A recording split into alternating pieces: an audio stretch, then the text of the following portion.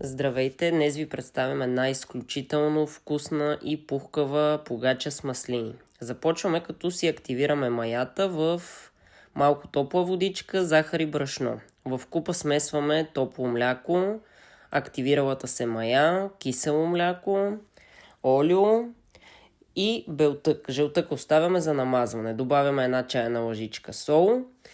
И в днешното видео тестваме брашното на траките, което мога да кажа, че абсолютно си струва. Брашното е хубаво и ви препоръчвам да го пробвате. Но разбира се, може да си направите с всяко едно брашно, което си имате в къщи. Добавяме брашно, при мен около 600-700 грама, но всеки ще си прецени, за да се получи едно хубаво, нелепкаво, меко тесто. Ето буквално за няколко минути може да видите тестото колко е меко, хубаво и колко лесно се работи. Добавяме 150-200 грама маслини без костилка. Пак умесваме хубаво. Поръсваме с малко олио или зехтин и оставяме да втаса. Ето тук може да видите след един час втасване колко е добре.